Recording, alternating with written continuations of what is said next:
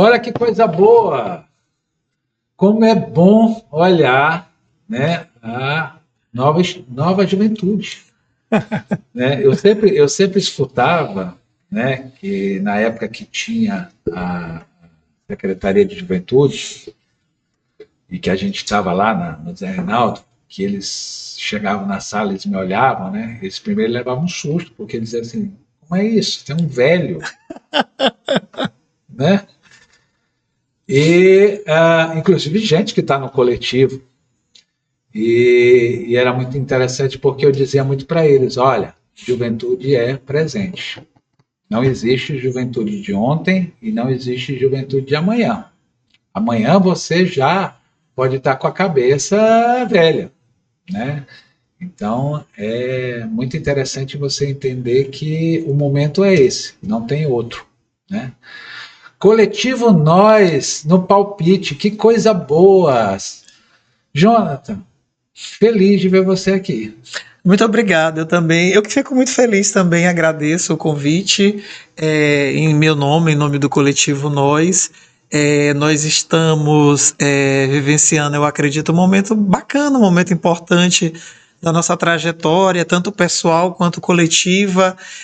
E eu compactuo do teu pensamento, eu acredito que o nosso tempo é o tempo presente, é o agora.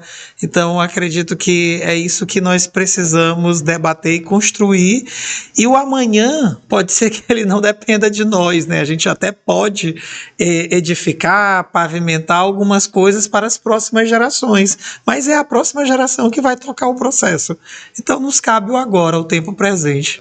Bota esse microfone mais perto, Tá. né? Bem aquela coisa, para captar bem. Deixa eu te dizer uma coisa. Como a gente envelhece em um mandato, né? Como o mandato vai lapidando, vai tirando certas inocências da vida de uma pessoa, né? Uma vida pessoal, muitas vezes, da vida política, de sonhos, né? Tu já parou assim para pensar que tu está num segundo mandato de um processo que ninguém entendia? Porque eu te confesso, eu acredito que eu estava nos analistas nessa época, estava aqui no jornal, mas estava se eu não me engano, eu estava na Guará também. Sim, nós demos uma entrevista para vocês logo, foi uma das primeiras que nós demos. Pronto. No primeiro ano. Então é o fato. 2021, início de 21. E eu me lembro que tanto aqui como lá nós tentávamos discutir vocês. Mas o que nós vamos abordar, né? Como é que nós vamos envolver, como é que nós vamos cercar, qual é a pegadinha, né? Que tem todos esses processos, que isso é interessante, porque é permanentemente um teste. E aí, de repente, vocês já estão num segundo mandato, uma voz decidida, não é altiva, é uma voz decidida. Eles deixaram ou vocês é que tomaram isso? Porque ninguém vai dar de fácil, principalmente ali naquela Câmara que a gente conhece tão bem. Como é que foi isso, essa tomada de terreno e consolidação? Tem porteira isso?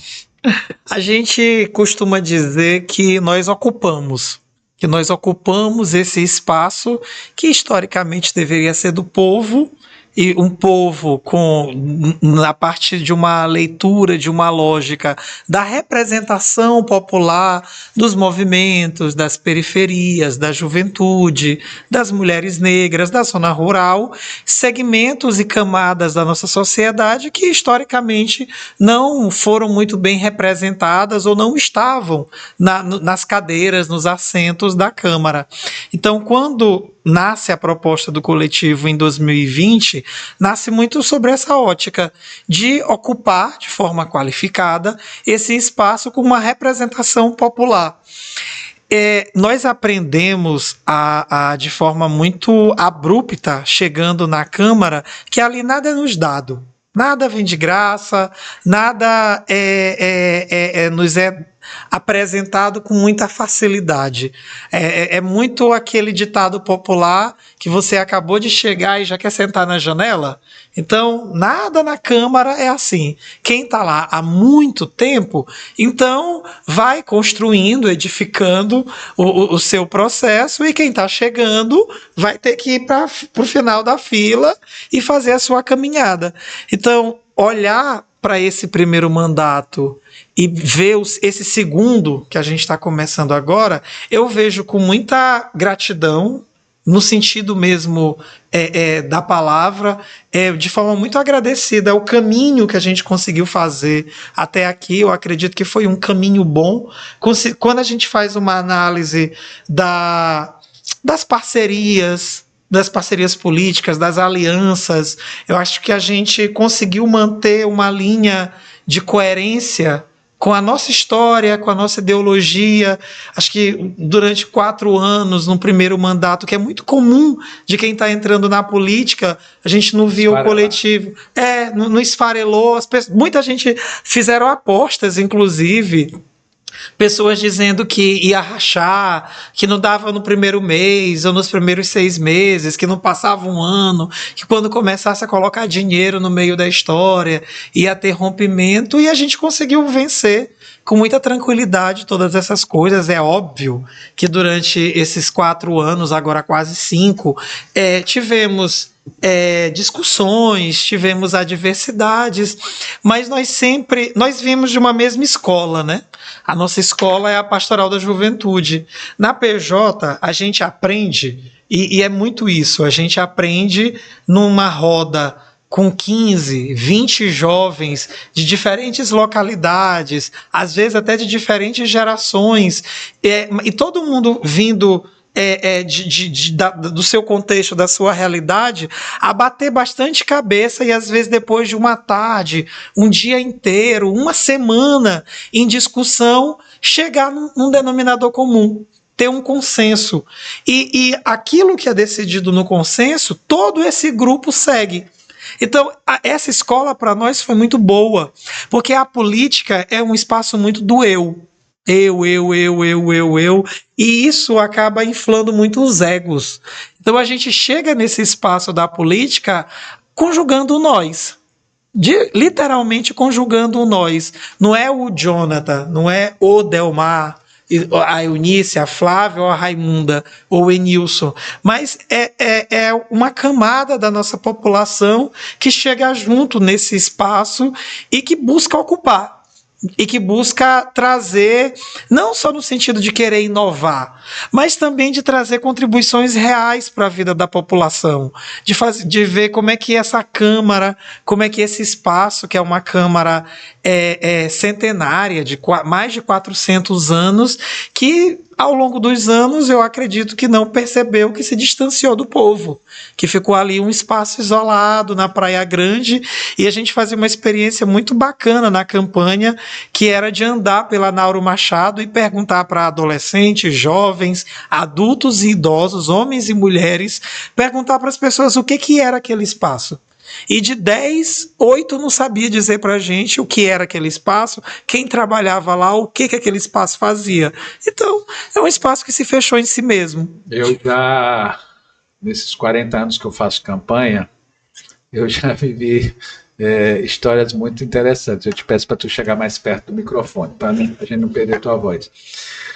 Eu me lembro de uma esposa de um candidato, né, que nós fizemos as fotos, belíssimas fotos, inclusive, acho que foi até o Edgar que fez, e nós fizemos na frente da Câmara. Da Câmara, né? E ela me perguntou, o que é esse prédio aqui? Eu não respondi por respeito e tal, o marido não sabia onde. Então imagina se a esposa não sabia que o marido ia trabalhar naquele espaço, né? E foi eleito. Né? O melhor de tudo foi eleito dessa história. Deixa eu aqui, aproveitando esse gancho, eu acredito muito em duas vertentes em questão da política. Né? A primeira é o calendário. A gente tem que cumprir os calendários, a gente tem que entender o que a gente está vivendo, qual é a época que a gente está vivendo, não só os calendários obrigatórios oficiais, Sim. mas os calendários de que vai chegar mais perto, que você tem um tempo maior para dar um recado, que você tem projetos que são muito mais rápidos, projetos que muitas vezes são polêmicos e nunca vão ser implantados, só vão dar, vamos dizer, manchete de jornal e muitas vezes até queima o filme, essa coisa toda. Mas assim, mudou o voto de vocês, porque eu conheço o voto de vocês onde vocês circulam. Tá? A elite hoje vota no coletivo Nós, há uma rejeição a vocês, porque a Câmara, quem não é da elite, né, 90% não é da elite, quando chega lá, sofre o grande problema que as toadas do boi dizem, né, o encanto. Então todo mundo se encanta com aquilo lá. O poder, eu falo muito isso, porque eu já circulei em todos os palácios possíveis e imagináveis, já convivi com as pessoas, só existe uma coisa que não faz a pessoa se encantar, é a criação. Rico ou pobre, se foi bem criado, se entendeu que o meu é o meu e o teu é o teu, e a gente vai ter que discutir quem é que está no meio, né? Mas assim, hoje, pela planilha, né, eu não pesquisei isso antes de convidar, desculpa, normalmente eu faço. Hoje a elite, os bairros de elite, chamado de elite, né, votam no coletivo Nós? Vocês têm esse levantamento?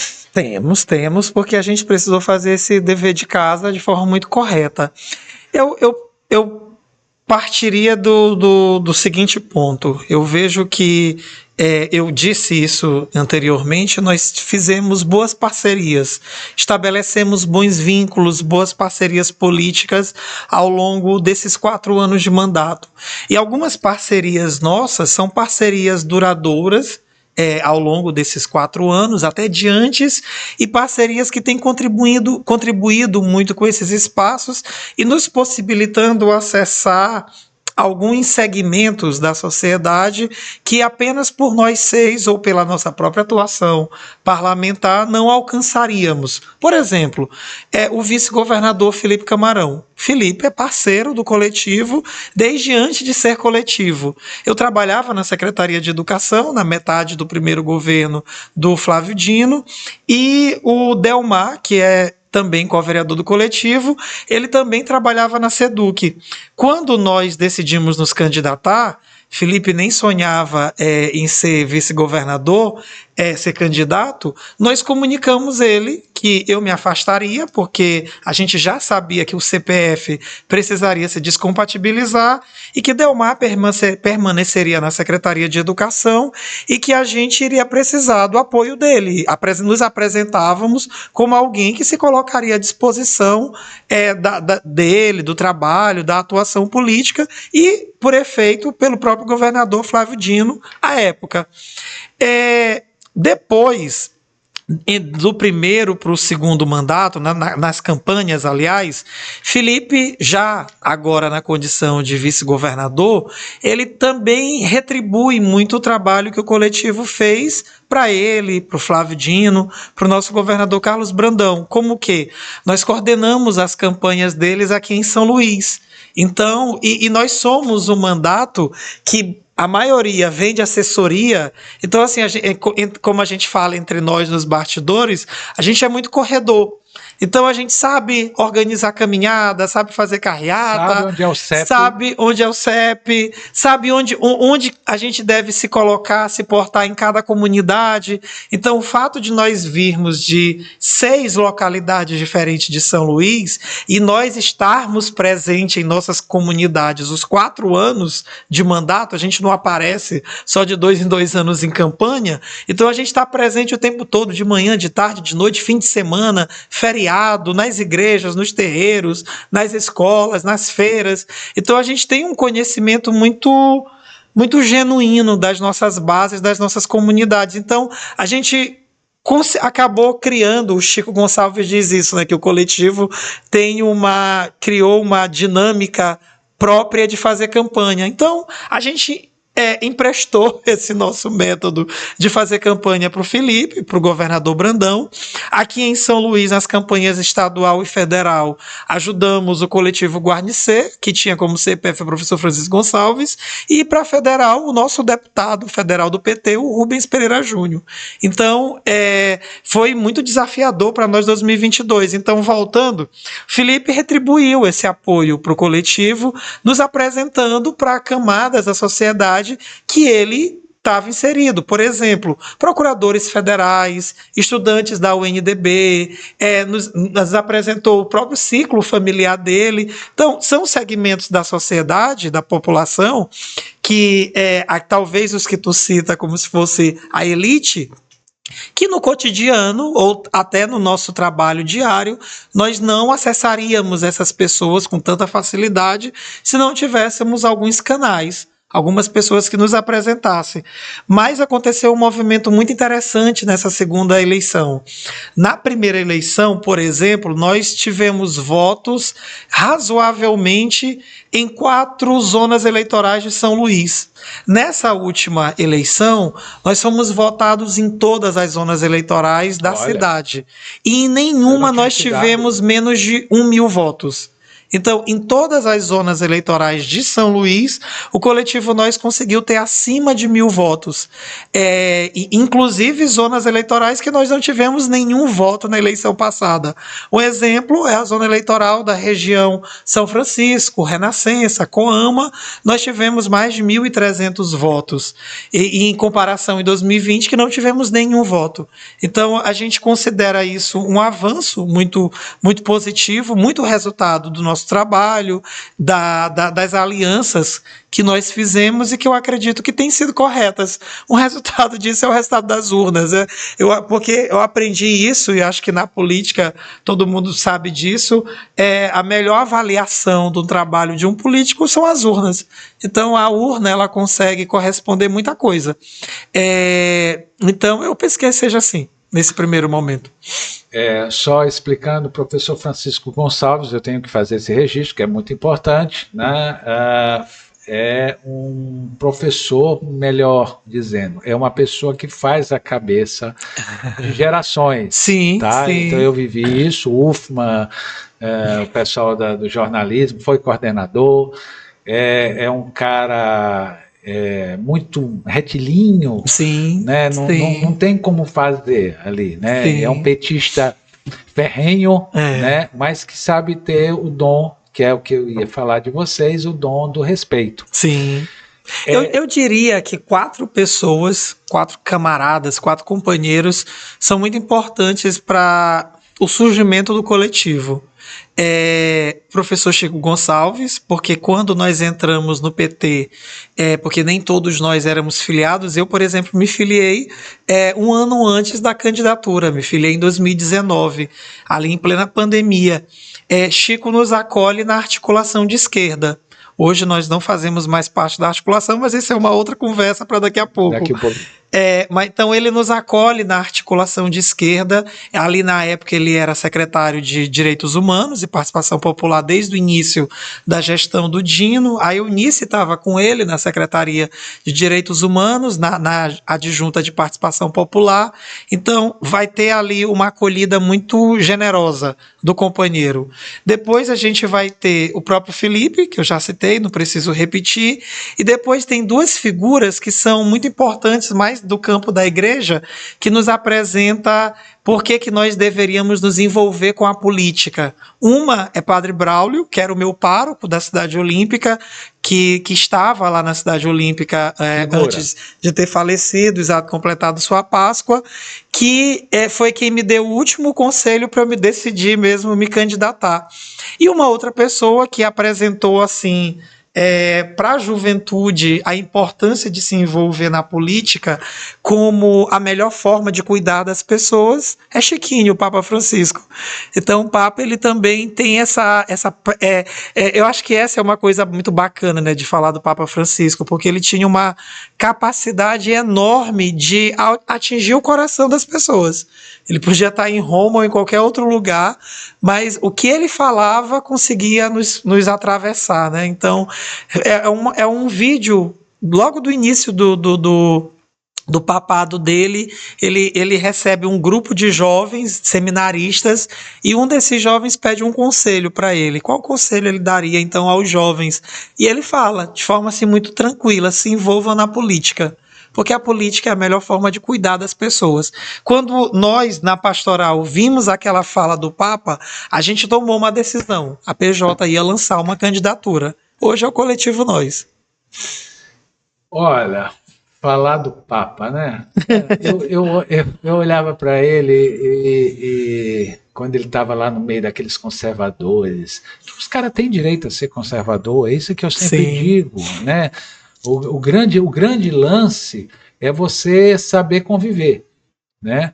E, e saber muitas vezes até recuar, até sair da briga para voltar depois de novo com o mesmo tema, né? Quantas e quantas vezes a gente já não fez isso e depois acabava vencendo, porque o tempo, aquele tempo não era. Um dia desse mesmo eu fiz uma postagem por causa de uma discussão se um trans podia entrar num banheiro de mulher, né? E de forma muito elegante, inteligente, você não disse para as pessoas que elas estavam erradas.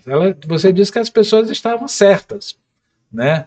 E até me perguntaram muito porque eu botei uma pessoa que está em rua, né? Como eu digo, não é que está na rua, está em rua, né? Deitado no banco dormindo, que isso a gente vê em todo local, né?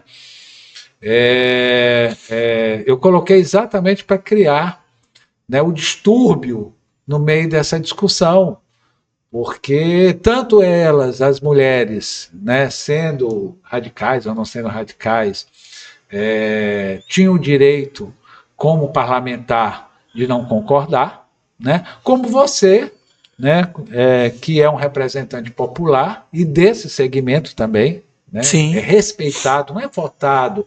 Por isso que tem que se entender um pouco as coisas, né? Se usa muito, eu sou votado, eu sou representado. Não, eu sou respeitado. Porque não adianta você dizer eu falo pelo povo. Não.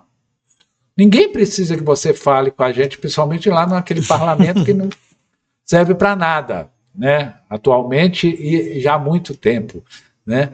Então, assim, muitas pessoas me perguntaram por que tu criou uma polêmica paralela. Eu digo porque eu não queria ver a discussão do direito. Sim. Né? Eu queria que então se ampliasse e se tivesse capacidade de discutir os outros também. Né? E é muito essa coisa. E a gente vê muito o Papa Francisco Sim. caçando confusão. Eu gostava muito dele, e gosto muito dele, porque ele é um caçador de confusão, né? Mas ele sabia sair. Sim. Ele sabia recuar, ele ia, mas ele ainda estava lá, né? Mas ele... Então, assim, a flutuação dele era um negócio encantador. De alguém que sobreviveu uma ditadura. Sim. Né? Sobre sobreviver uma ditadura. Porque muitas pessoas, inclusive da minha idade, né, da minha geração, não entendiam que a gente estava numa ditadura. Só para você ter uma ideia. Né? Isso é uma loucura muito grande. E hoje você vê a sua geração, né, discutindo que não quer uma ditadura. E as pessoas que estão bem ali do lado, às vezes até da tua idade, ou um pouquinho menos, ou um pouquinho mais, não entendem o que está se passando. Né? Porque... E até alguns até chegam ao ponto de defender uma volta de uma ditadura. Claro, entendeu? Mas aí é que eu digo que é o desencanto. O grande processo, o grande problema é a questão do encanto. Né? E eu vejo muito... Esse lance do encanto, se tu me permite um ponto...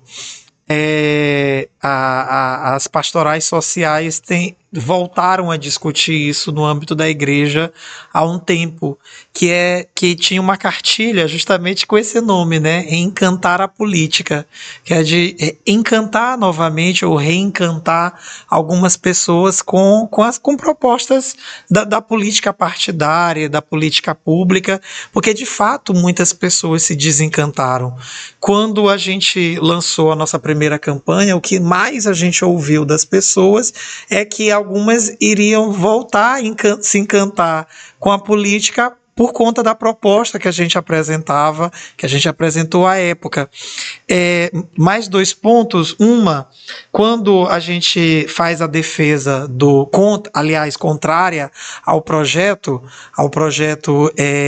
dos banheiros, da proibição do uso de banheiros femininos por mulheres trans, que inclusive o que é mais estapafúrdio, que é o ponto, a linha argumentativa do projeto é com base em uma fake news. Porque o que o vereador defendeu, o autor do projeto, é que um homem se vestiu de mulher e entrou em um banheiro e quando estava dentro do banheiro atacou uma mulher. Então, assim, não se tem notícia disso, não se tem matéria, e eu pedi um caso. Não, me apresenta pelo menos um caso de uma trans, de uma mulher trans ou de uma travesti que entrou no banheiro e homem. E abusou de mulheres, abusou de crianças, porque é sobre isso que vocês estão falando. Não se tem notícia disso. Porque o que também era muito contraditório, porque estava colocando no mesmo patamar, pessoas travestis e transexuais, no mesmo patamar de assassinos, no mesmo patamar de bandidos, de pessoas corruptas e de abusadores. Então, não se dão conta dentro do seu entendimento cognitivo da incongruência que estavam fazendo quando colocavam essas pessoas no mesmo patamar, porque o entendimento que se tinha então é como se todo travesti, todo transexual, seja mulher ou homem, é então um criminoso, ou um criminoso em potencial, que é o que eu considero ainda mais grave. E a nossa discussão era justamente no sentido de que, independente de ser militante do movimento LGBT, porque me considero como um homem cis gay, mas não sou nem travesti, nem sou trans. Mas o que a gente precisa entender? Que é o X quando tu enfatiza que aquele espaço perdeu o seu papel, não tem mais sentido, não tem atuação, mas é justamente o que eu adverti aos colegas vereadores e vereadoras, que nós não somos vereadores do nosso grupo de amigos, e nem somos vereadores da minha igreja, eu não sou vereador da minha família. Eu sou vereador da população. E a população de São Luís, de mais de 1 milhão de habitantes, ela é formada por pessoas de diferentes situações, de diferentes condições, assumidas, orientações, identidades, assumidas ou não. E eu preciso legislar para todas essas pessoas.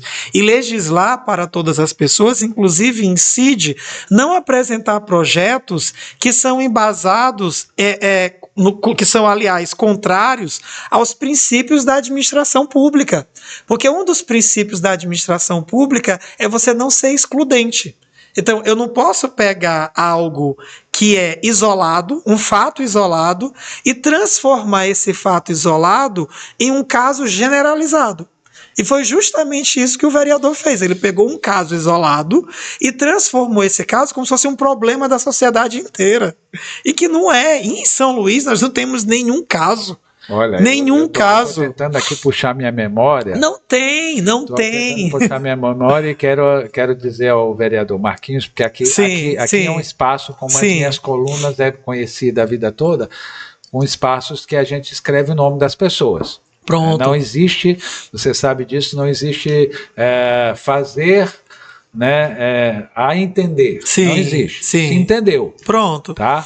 Até porque não somos nós que criamos, não é a imprensa que cria os atos. A gente reproduz os fatos, né? Então, assim, Parece muito aquela coisa de que alguém falou para ele que aquilo lhe dava um bom discurso, sabe? Quando eu escutei aquilo, eu fiquei assim, porque assim, e a outra pergunta que eu fiz foi o seguinte: por que não foi uma mulher que fez essa proposta? Exato. As mulheres do parlamento só se incomodaram depois que começou o debate? Como é que é isso? Antes, então, não havia esse perigo de uma trans ou qualquer outra pessoa, né? Eu me recordo aqui, e uma das participantes do coletivo fez parte desse projeto, que foi do enfrentamento da violência sexual contra a criança e adolescente. Sim. Inclusive, o Maranhão foi um dos primeiros estados a ter uma política de Estado, né, tanto sobre drogas, né, como da violência sexual contra a criança e adolescente, na época que nós estávamos na Secretaria de Juventude. E o mais interessante era que o que incomodava, né, e que recomendavam, né, os conservadores do governo, né, recomendavam que a gente não falasse que 70% do abusador estava dentro de casa. Pois é. Então tu imagina uma coisa dessa, né? E a campanha foi exatamente em cima disso. Nós saímos de segundo lugar, né, para sétimo lugar no Brasil em questão de denúncia em 4 meses.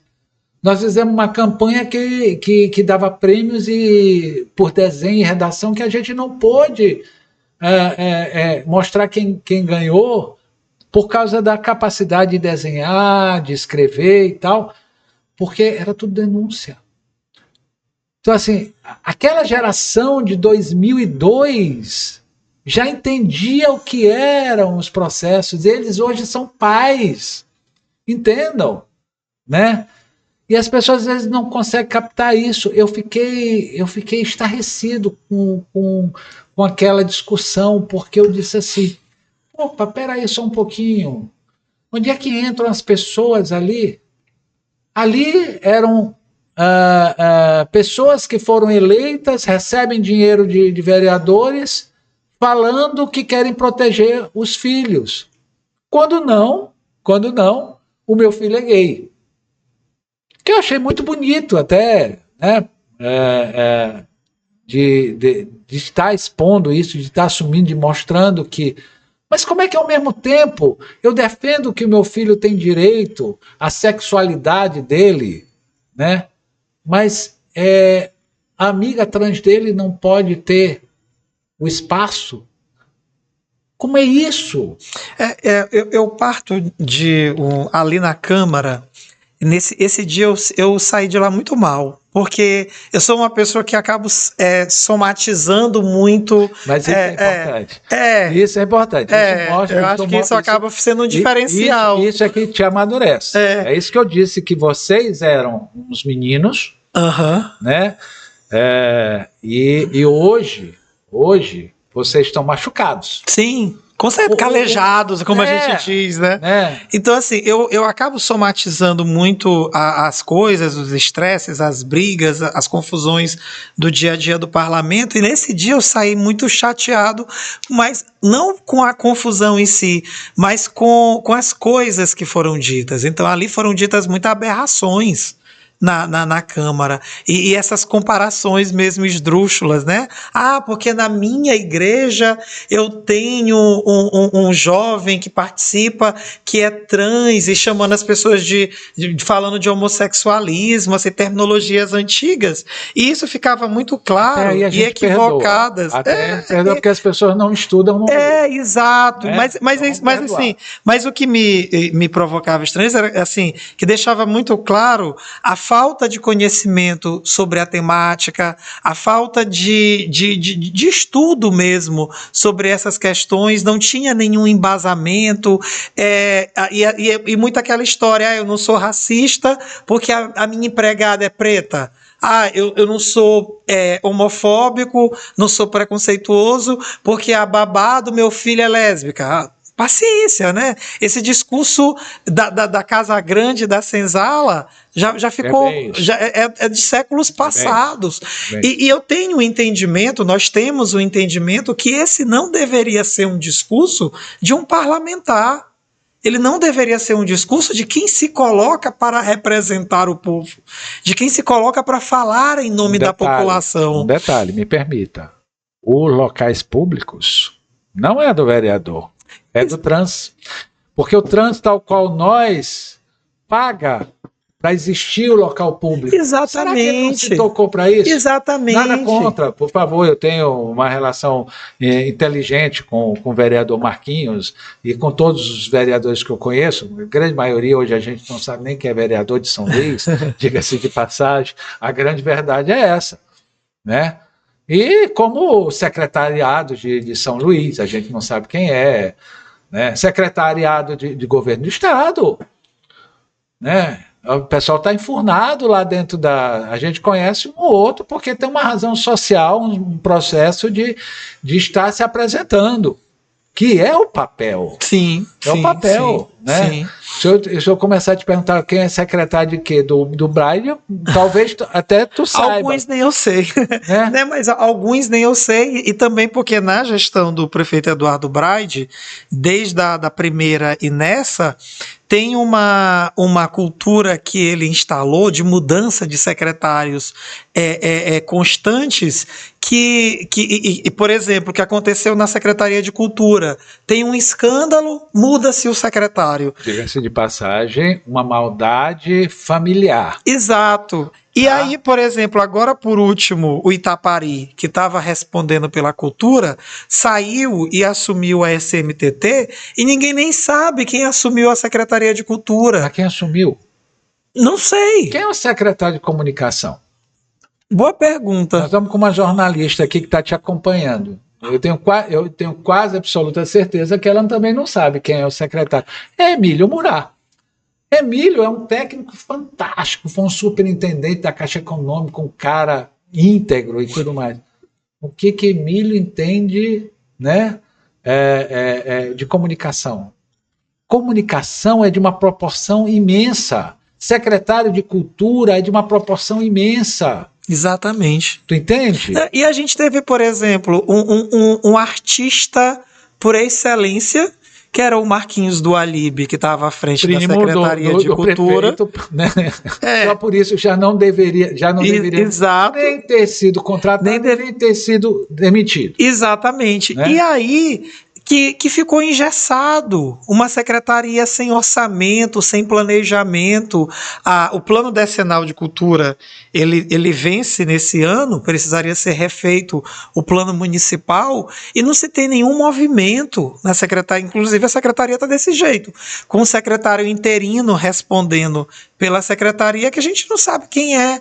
É uma gestão que não dialoga com os vereadores, não dialoga com a população. O único diálogo que existe é o do prefeito pelas redes sociais. Eu acho que com a população. Quem saiu ganhando foi a CMTT, porque indiscutivelmente o Maurício Itapari, que eu acompanho há muito tempo, é um técnico muito centrado, né? Então, assim, me parece que acalmou lá. Não sei como é que está, mas ele já passou por muitos órgãos e ele tem essa coisa que ele consegue chegar e consegue acomodar. Sim. E puxar para ele o processo, entendeu? E ele assumiu no meio de um processo, porque essa gestão, não é a gestão, e também a cidade de São Luís tem gargalos históricos, né? A educação, na própria saúde, na política municipal de cultura, e o transporte público da nossa cidade também é um calcanhar de Aquiles de todo gestor, né, que se preze para colocar ali a cidade nos trilhos certos. E o Itapari, ele assume bem no auge dessa última greve e com a missão de resolver o problema da licitação. do sistema de transporte público. Que está parado. Até então, devem estar estudando, fazendo algum movimento. A Câmara não sabe, porque eles não dialogam conosco. Às vezes chama uma ou outra promotoria do Ministério Público para dizer que tem outros órgãos que a gestão está dialogando. Mas em 2022, quando nós apresentamos o relatório final da CPI do transporte público, que foi presidida pelo então vereador Chico Carvalho. Acompanha de perto. Exato. Então, nós ali já colocávamos, por exemplo, no relatório da CPI, a questão de rever pontos da licitação do transporte público. Então, essa história dos subsídios para as empresas de transporte. Porque o que é uma licitação do sistema de transporte público? A gestão, o serviço é da prefeitura. A prefeitura tem a obrigação de executar o serviço. Ela diz que não consegue fazer, então faz uma licitação e chama empresas para executar o serviço.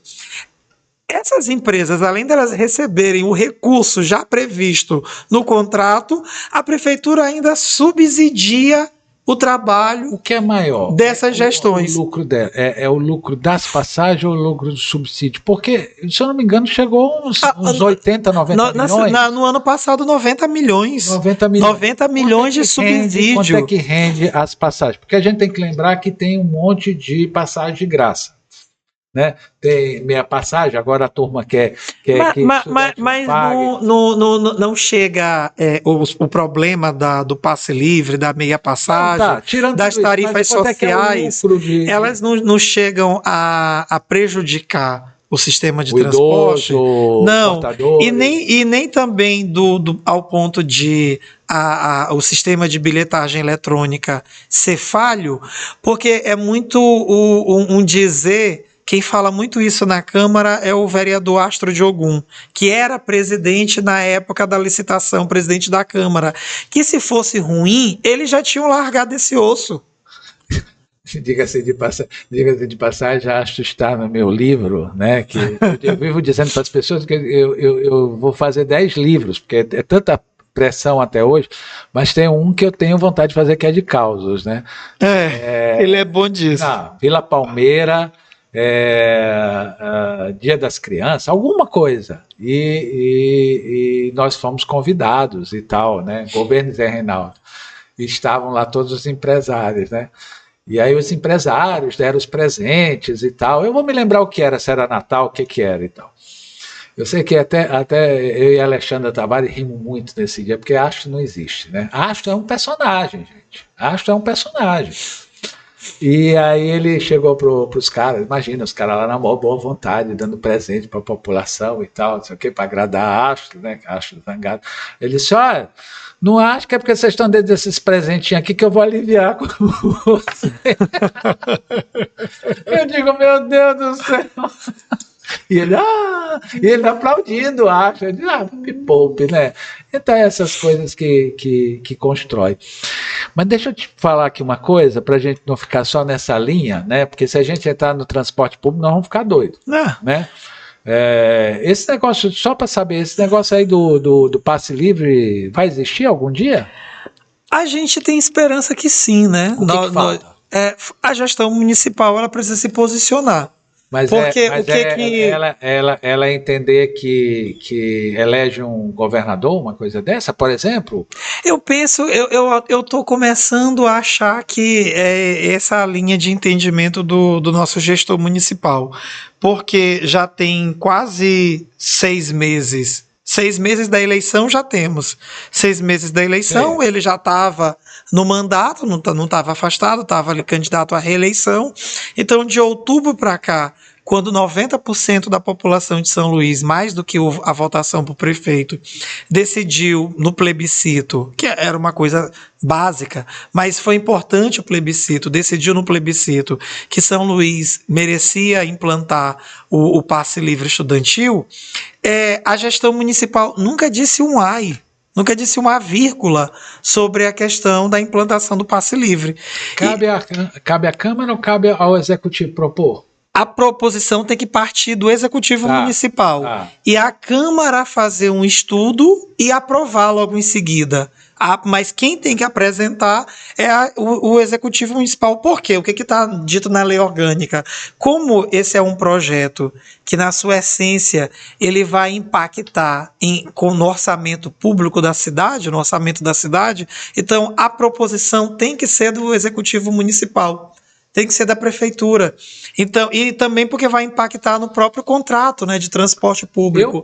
Eu penso muito, tanto é que quando eu estava conversando com os embargadores lá do TRE, que me perguntaram sobre esse projeto, né, eles preocupados, porque iam botar nas urnas e tal, saber o impacto. Eu disse, olha, vocês estão dando a eleição do Braide. Porque se o Brade for inteligente, ele vai ficar calado e na hora certa ele vai usar isso. Que é o que está acontecendo. Ele ainda está calado. Ele ainda está calado. E diga-se de passagem, o Brade é um fenômeno. Porque ele calado, né, ele está muito bem posicionado para governador. Não é verdade? Né? Que é a grande luta, né, que a gente vê aí do Felipe. Né? Tem o outro lá candidato, como é o nome dele? Eu vou até trazer ele para entrevistar. Eu tenho vontade de entrevistar ele. Ele me parece ser performático, entendeu? O que ficou em segundo na eleição passada, o Laésio. Que botaram ele de segundo. O Laésio. Entendeu? Porque ninguém entende que aquilo ali foi uma estratégia do governo do estado para tirar o Everton. Né? Então, assim, como é que se tem dinheiro para fazer uma campanha daquela? Aquilo ali era uma paixão? Não. Você tinha duas campanhas milionárias como uma campanha que não tinha um tostão. E aí o cara é um fenômeno? De quê? O fenômeno precisa existir. Aquilo lá foi a Secretaria de Comunicação, né? O secretário de Comunicação do Flávio que criou esse personagem e incentivou esse personagem. Tu tá entendendo? Só quem não quiser ver, mas tudo bem, respeito. Não estou dizendo que ele não é uma figura interessantíssima, ele é uma figura interessante e vai vir ao palpite. Né? Que bom. Pena que na época não levaram ele para os analistas. Eu tanto insisti, tragam, né? Mas eu acho que ia ser meio um massacre ali, que aquela turma era zangada. Volta agora, viu? Agora, sobre o lance do Brade, desse fenômeno do nosso prefeito, assim, a nível de gestão, fazendo uma avaliação da atuação dele enquanto gestor, enquanto político, enquanto gestor, aliás, eu faço uma avaliação regular da gestão. Eu tenho a minha avaliação pessoal, independente de lado político, de posicionamento político, da gestão do Edivaldo Holanda, por exemplo. Porque assim, o Edivaldo, sobretudo no último mandato, acho que nos primeiros 3 anos ele esqueceu que ele era prefeito, lembrou no último ano do seu segundo mandato, que saiu fazendo praça na cidade inteira. Deixaram ele lembrar. Deixaram ele lembrar. Você tem que lembrar que a influência do pessoal do Flávio Dino era uma coisa absurda dentro da prefeitura de São Luís, entendeu? Assim, a pessoa chegava, trazia uns especialistas, o cara já na mesma hora voava em cima do cara, entendeu? Sim. Então, assim, não houve gestão quando ele teve aquele dinheiro e ele resolveu fazer praça, porque não dava mais tempo de fazer nada. Exato. Entendeu? E aí saiu fazendo praça na cidade inteira, mas muitas pastas da gestão ficaram ali descobertas durante muito tempo. Então, o Brade herdou a política de educação muito deficitária, errou muito nas primeiras indicações de secretários de educação.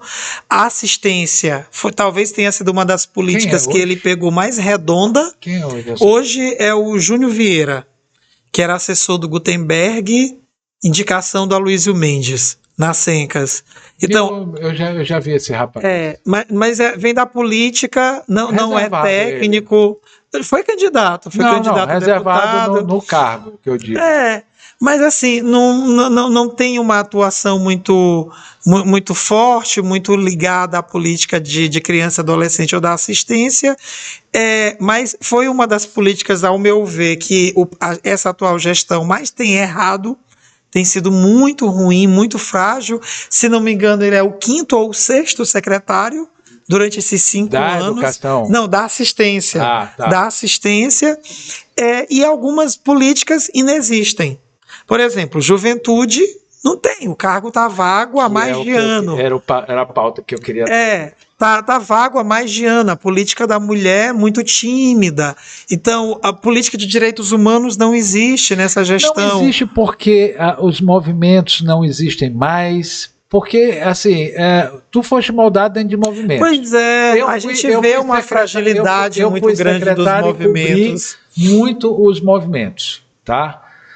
Eu não vejo mais eles. Onde é que eles estão? Onde é que estão os conselhos? Porque, olha, assim, só de fundar conselho, eu fundei quantos? 4, 5? Participar de conselho, participei de 12, né? Mas eu gostava. Sim. Tu entende? A gente gostava de ir para lá, a gente fazia os amplos debates, a gente fazia as plenárias, a gente fazia, né?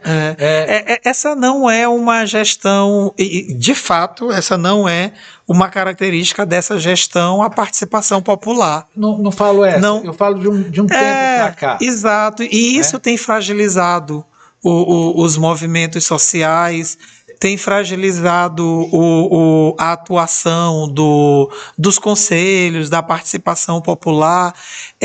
A gestão do Edivaldo também não favorecia muito essa participação popular. O Conselho de Juventude já vinha caduco dali. Então, nessa gestão, nem chegou a existir. Então, a última conferência de juventude foi convocada pelos movimentos sociais, a Câmara que ajudou na articulação. A nível estadual também a juventude está com um sério problema, né? Porque eu não sei particularmente nem quem está. O secretário hoje é o Tiago Prado, que era adjunto da Tatiana. A Tatiana saiu para se candidatar e o Tiago assumiu. Vem lá dos movimentos, sim. JS. O Tiago, se não me engano, ele tinha sido secretário de juventude em São José de Ribamar e era assessor era assessor do Brandão na vice. Já tinha um sanguezinho. A minha amiga Elisiane foi ser secretária, né? Eu, por respeito, não fiz um editorial de presente para ela, né? Mas o título está guardado, se coloca no seu lugar, né? Pelo amor de Deus, né? Pô, uma senadora da República, sei lá por que, vem querer. As coisas não podem ser assim. Né? As coisas não devem ser assim. Eu acho que assim, eu sinto muito falta dos movimentos sociais. Sinto muito falta. Até porque eu acho que político só tem medo de uma coisa: movimento social. Sim. Político não tem medo de eleitor. Né? Mas quando existia o movimento social fazia a cabeça dos eleitores. Então alguém tem que fazer o direcionamento. Não é a imprensa. Né? Jogam muito para nós essa função. A imprensa tem que imprensa tem que fazer nada. A imprensa tem que registrar os fatos, nada mais do que isso. Eu queria falar uma coisa que foi a proposta dessa entrevista. Sim. Você vê que aqui nunca tem proposta de entrevista, de pauta, de tema, né? A gente nunca conseguiu ainda nesses 4 programas que a gente tem feito trabalhar isso. Vamos falar do PT. Bora. Né? Nós já falamos das pessoas do PT. Né? Então, assim, é muito importante. E eu queria só fazer um registro que me veio à mente. Muitas pessoas me perguntam o porquê da amizade do Sarney com o Lula. E talvez as pessoas não saibam que a elite brasileira, que é que manda, os banqueiros, os homens que mandam no Brasil, sim, na verdade, não é os políticos que mandam. Os menos de 10%. Besteira, os 2%. 2%. Né? São os banqueiros, a Fiesp, aquela turma toda e tal. Eles não aceitavam o Lula. Não queriam ouvir falar no Lula. O Lula ia lá na beirinha, perdia. Quem apresentou e quem avalizou o Lula, né, foi o Sarney. Quando o Sarney foi a elite brasileira, né, os homens que mandam, os donos do Brasil, e disse: olha, o Lula amadureceu, o Lula está preparado, o Lula entende os dois lados. Por isso que é essa coisa, né? E depois ajudou muito ele escutou muito o Sarney, como é que o Congresso funcionava. O Lula foi do Congresso e não sabia como é que o Congresso funcionava, né? Já chegou lá dizendo que tinha 513 ladrões. E ele era deputado federal. Então, Como era isso, né? Quer dizer, mas amadureceram, prepararam, moldaram, foi muito machucado. E eu queria falar exatamente desse PT, porque para mim o PT hoje, eu ainda sou filiado ao PSB, por incrível que pareça, ninguém acredita, mas sou, não sei nem onde fica. Sei que até que vai ter um encontro essa semana. Lamentavelmente acabaram com o meu partido, né? Usaram um partido que era de movimentos sociais como o de vocês, de segmentos, para ser legenda eleitoral, né? Às vezes do pessoal da direita, às vezes do pessoal da esquerda, né? E hoje está lá esse PSB que não existe para nada, né? A não ser para botar gente para ser votado. Mas eu vejo que o PT, né? O coletivo, o deputado Rubens Pereira Júnior, que não tinha essa verve de partido, né? O Felipe, que também não tinha o que vocês tinham. Vocês sim, vocês têm essa coisa de movimento, né, de legenda, de entender o debate, de entender que a partir da base, né, que tem que se criar a coisa orgânica, né, alimentar a coisa orgânica. E o PT agora vive um momento muito interessante, porque eu observo que a velha tradição, né, os velhos históricos, né, e ainda sou chamado de histórico do PSB, pelo amor de Deus, eles se incomodaram. Quando aconteceu isso, eu digo, opa, né, tem uma coisa errada. Tanto que eu fui lá na FETAEMA escutar o discurso de vocês. sim. Né? E todo mundo dizia assim, estou aqui, eu achava tão engraçado. Não. O que é isso? O que é essa proposta do coletivo Nós? Eu vou incluir o Felipe, né, o Rubens Júnior, né, o processo de discutir um novo comportamento do PT ou um PT mais participativo. Quem são vocês hoje nessa leitura, tanto interna como externa? Eu vou te responder essa pergunta em 3 tópicos breves. O primeiro é falando do próprio PT em si, desse PT que eu acredito.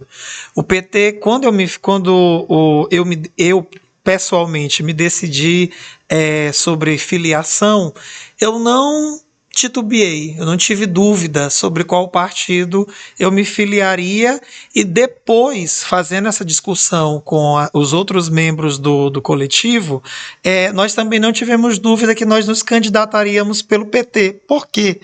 Porque o PT consegue resumir tudo que a gente acredita, tudo que a gente defende.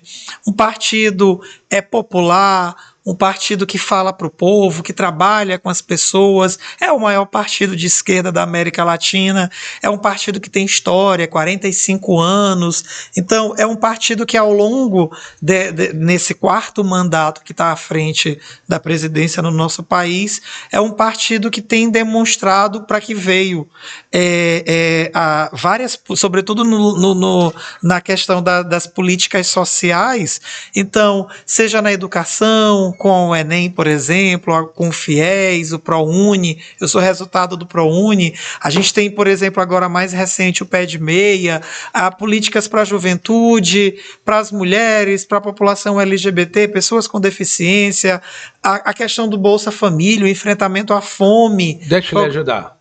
A economia. A economia. Nunca banqueiro e empresário ganhou tanto dinheiro como nos governos do PT. Não é que ganhou do PT? Não. Se fez dinheiro no país. O país cresceu, o país avançou, a economia do nosso país aumentou. Isso é fato. E são os que querem financiar o contra-PT. Exatamente, que isso é muito contraditório. E aí, então, assim, tudo isso, o que esse PT representa, foi o que nos incentivou a entrar no partido. Segundo, um outro critério, um outro ponto que eu queria abordar é que o PT, quando nós entramos no partido, e aí já não é o partido, são as pessoas que constroem o partido hoje, ou no caso há 4 anos, nós não fomos muito bem acolhidos no nosso partido, sobretudo aqui em São Luís. E a gente encontrou um PT, imagina, o diretório da capital, que historicamente, há um bom tempo, o PT sempre teve pelo menos ali uma cadeira na Câmara Municipal. Então nós encontramos um partido que não tem sede, um partido que não tem base, que não tem militância, que não tem atuação, que não se reúne, o partido de esquerda que não se reúne para debater pelo menos uma vez no mês, para ouvir as pessoas, para pautar a cidade, pautar as necessidades da população. Então isso nos chamou muita atenção e nós não fomos muito bem acolhidos, as correntes majoritárias ficavam olhando para a gente meio assim, esquivados, olhando por sobre os ombros, quem são esses meninos que estão chegando agora no partido? Então, e depois nós fomos reeleitos, tendo a maior votação da história de um candidato do PT no Maranhão, para vereador. Então, com esse cenário, e já discutindo com algumas pessoas, a gente pensou assim, nós precisamos propiciar no nosso estado e aqui na nossa cidade que a gente possa voltar às nossas origens. O que nós estamos chamando de construindo um novo PT no Maranhão, esse novo é a origem do nosso partido. Não é uma novidade, mas a gente precisa fazer esse caminho dos neoclássicos, pendular, a gente precisa fazer esse caminho de voltar às origens do nosso partido, de voltar a ser um partido popular, um partido gerido pelo povo, um partido que tem juventude, que tem mulher, que está discutindo na faculdade, na universidade, na periferia, na zona rural, com o trabalhador, com a trabalhadora, que traz as necessidades das classes populares. Então, é um partido que combate a pobreza, que combate a fome, que pauta a política de educação, que pauta a saúde, as políticas para os trabalhadores. Então, isso está tudo escrito na carta de fundação do PT. Então, só que a gente perdeu muito isso. A gente acabou se tornando um partido cartorial. Só que a gente vê isso com muito risco, porque não foi esse partido que nos encantou e a gente entende, aliás, que nós temos condições de voltar a isso. Nós não queremos construir um partido para nós, para o coletivo, para o Jonathan ou para o Rubens, um partido que seja comandado por essas pessoas, mas nós queremos construir um projeto político para o estado do Maranhão, para a nossa cidade de São Luís, para gerações. A gente começou falando sobre o hoje, né? Sobre o agora, mas eu quero terminar falando do amanhã. A gente precisa, inclusive, construir um partido para as próximas gerações, para que daqui a 10 anos nós possamos ter um partido altivo. O partido que dá a maior votação para o presidente Lula proporcionalmente é um partido que não consegue eleger prefeitos no estado do Maranhão. É um partido que não consegue perdeu a única vaga de deputado que tinha na Assembleia, só consegue ter uma vaga na Câmara Federal, só tem sempre uma cadeira na Câmara de Vereadores e em muitas cidades nem vereador tem. Então, o lulismo é muito distante do petismo e da nossa atuação com a população. Então, alguma coisa se perdeu. Então, o que nós propomos é reconectar o nosso partido com a nossa população, com as camadas sociais, com a juventude. O coletivo Nós tem trazido muito a juventude para dentro desse espaço, uma nova militância, uma militância que está com sede como a gente fala, né, de fazer a revolução, mas não é de fazer a revolução, grandes mudanças. Mas é óbvio que quem está no processo, sobretudo quem está há muito tempo, não quer dar espaço para o novo, não quer dar espaço para quem está chegando. Eles vão ficar de fora? Não é nossa pretensão Porque eu não deixar. vejo vocês estarem se afastando nem nas fotografias. Não é a nossa pretensão deixar Só de pra fora, gente- mas a gente acredita que precisa Só pra ocupar gente de forma entender, qualificada assim, esses espaços. né? E a gente nunca encerra essa conversa, diga-se de passagem. Porque vocês vão ter que voltar um monte de vezes aqui, porque nós queremos entender uma coisa. O PT está trabalhando para estar pronto para governar o estado do Maranhão? Só isso? Ou o projeto é muito maior? Não, o projeto é bem maior. O projeto a curto prazo é o PT se preparar para governar o estado do Maranhão. É a curto prazo porque isso se consolidando os fatos como tem que ser, daqui a menos de um ano Felipe assume o governo, né, com a descompatibilização do nosso governador Carlos Brandão, que é o líder desse grupo, do nosso campo, e que tem demonstrado interesse em ser candidato ao Senado, e Felipe assume o governo. Mas a gente precisa estar preparado para os próximos anos, para depois de Felipe, para outras gerações poderem dar continuidade a esse processo. Porque senão a gente vai continuar sendo só um projeto idealista, né? A gente precisa, no coletivo a gente fala muito sobre isso, né? Nós nunca buscamos ser um mandato ideológico. Nós sempre gostamos de sonhar, mas com o pé no chão, sabendo como as coisas têm que acontecer.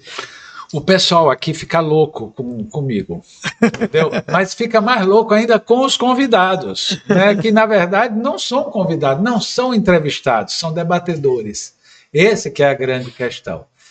Deixa eu te dizer, bom demais, bom demais. Obrigado. É uma surpresa, eu já conheço a sua capacidade de evoluir todos os processos, e eu sei que quando você não sabe de alguma coisa, você vai lá estudar. Eu vou acompanhar vocês, mas nós vamos voltar, né? Porque tem que ser muito maior esse debate. Pronto, à disposição. Cara, obrigado mesmo, bom demais, e não te esquece de uma coisa, né? A Câmara não pertence aos vereadores. Não é verdade? É isso. Obrigado, Jonathan. Tamo junto, valeu. Obrigado também e parabéns ao Jornal Imparcial, parabéns pelo trabalho, parabéns por proporcionar, eu acho que esse importante canal de diálogo, eu acho que é isso. E eu não posso esquecer, porque o nosso marqueteiro passou na gorinha aqui, né, a gente olha tudo de canto de olho, o Imparcial indo para os 100 anos. Sim. Né, 99 para 100. E você faz parte dessa história. Maravilha. Tá Fico bom? muito feliz. Obrigado, querido. Parabéns. Obrigado.